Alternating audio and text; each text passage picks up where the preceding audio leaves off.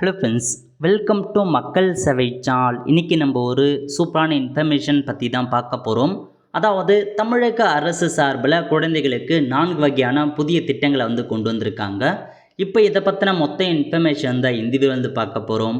இந்த video skip பண்ணாமல் ஃபுல்லாக பாருங்கள். அது மட்டும் அல்ல, இந்த வீடியோ நிறைய பேருக்கு ஷேர் பண்ணுங்க. ஓகே, அதாவது மாண்புமிகு மருத்துவ மற்றும் நல்வாழ்வுத்துறை அமைச்சர் அவர்கள் 2024-25 ஆண்டு மானிய கோரிக்கையின் போது குழந்தைகள் மற்றும் பச்சிளம் குழந்தைகளுக்கு அறிவிக்கப்பட்ட நலத்திட்டங்களை அடையாறு நகர்ப்புற சமூக நல மருத்துவமனையில் நடைபெற்ற நிகழ்ச்சியில் பயன்பாட்டுக்கு தொடங்கி வச்சிருக்காரு. அதாவது 2024-25 ஆண்டு மானிய கோரிக்கையின் போது குழந்தைகளுக்கு பார்த்தா ஒரு சில புதிய திட்டங்கள் கொண்டு வந்தாங்க.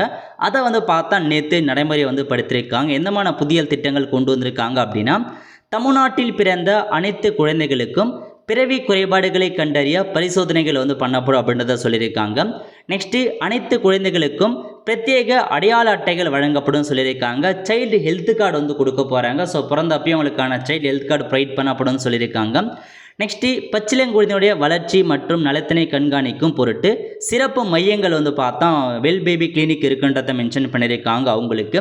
நெக்ஸ்ட்டு சிறப்பு பச்சிளம் குழந்தை பராமரிப்பு பிரிவிலிருந்து விடுவிக்கப்படும் குறைப்பிரசவம் மற்றும் எடை குறைவான பச்சிளம் குழந்தைகளை தொடர்ந்து அவர்கள் இல்லங்களிலேயே தொழில்நுட்ப உதவியோடு கண்காணிப்பதற்கு முன்னோடி திட்டம் அப்படின்றத கொண்டு வந்திருக்காங்க.